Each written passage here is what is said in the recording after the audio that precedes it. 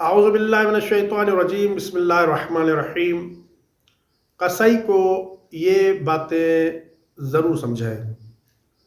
عید قربان میں مومنین قربانی کرتے ہیں اور اپنے جانور خدا کی راہ میں دیتے ہیں۔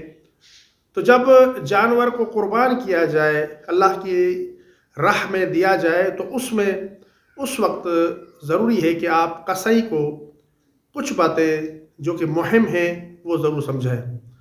ان میں سے ایک بات یہ ہے کہ جانور کی گردن قبلہ رخ ہو، آسمان کی طرف نہ ہو۔ جب قصائی جانور کو ذبح کرے تو جانور کی گردن قبلہ رخ ہونی چاہیے۔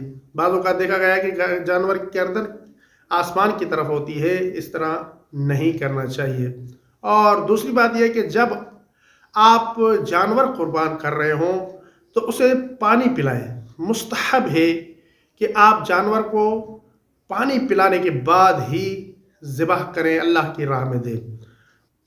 ایک جانور کو دوسرے جانور کے سامنے ذبح نہ کریں۔ بعض اوقات دیکھا گیا ہے کہ ایک جانور کو دوسرے جانور کے سامنے ذبح کیا جاتا ہے، اس طرح نہیں کرنا چاہیے۔ چھری تیز ہونی چاہیے، تیز چھری سے ہی قربانی کریں، اور یہ باتیں آپ اپنے قصائی کو سمجھا دیں۔